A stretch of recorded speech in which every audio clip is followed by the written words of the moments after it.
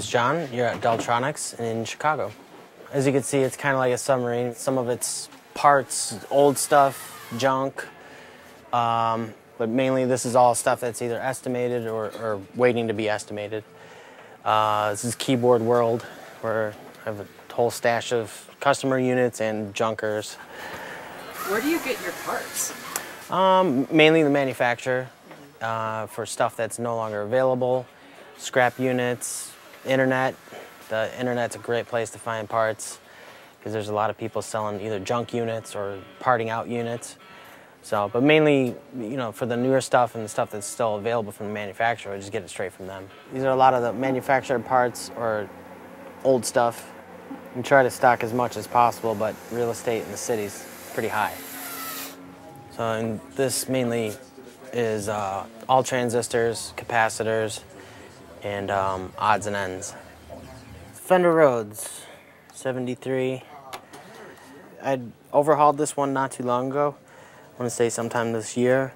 And it came back and it's got a really crazy buzz. I'm just trying to figure out if it's in the preamp or if it's in the amp. And it's in the amp.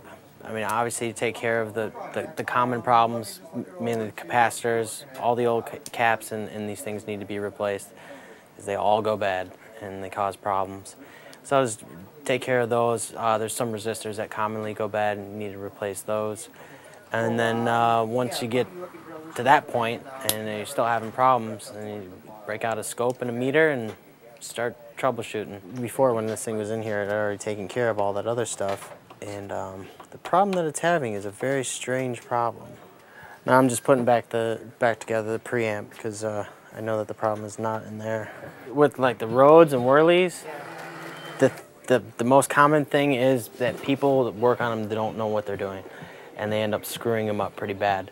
The only other thing that happens is just age-related stuff, like open pickups, broken tines, broken reeds, aged components where, you know, they need to be replaced. These things were engineered great. They're bulletproof as long as they're taken care of, or as long as somebody's not tinkering around with a screwdriver and screwing things up.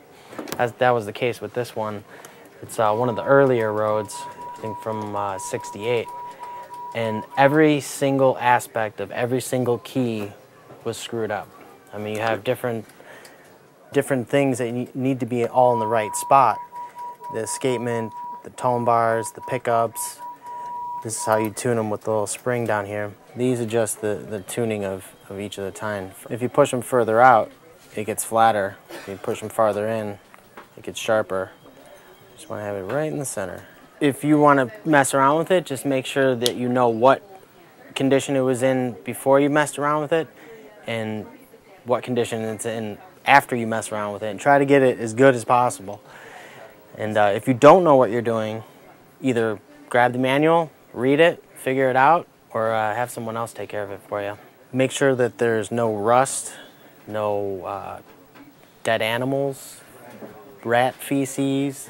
Make sure it's relatively clean, and you know, everything else, as long as it's in pretty good visual shape, then everything else is repairable. Usually they're all really, you know, dusty and dirty. You'll see dust bunnies all over the place, but this one is in great shape. You know, sometimes I see them come in where all the tone bars are rusted. Every single tine is rusted. Like the pickups start to corrode and they turn different colors. I was working on an old Roland synth a couple months ago, and it had a power supply problem. So I'm looking at the power supply and I see this little thing sticking out, little, you know, brown thing sticking out from underneath it. And I pull the power supply out, and it was a little lizard, and he's whole. He's sitting right up there. He's stuck underneath the power supply, and that's where the problem was. So as long as it's in pretty good shape and it's not, you know, rusted, like all these tone bars, you can't get them anymore. And people pull them out and lose them. I think these things go for probably about $100 a piece now. So when you calculate that out, it's just not worth it. So just try to make sure that everything's intact. And you know, electronically, if it looks fine, it's probably repairable. But if it's underwater, it's no go. Lizards, fixable. Water, no.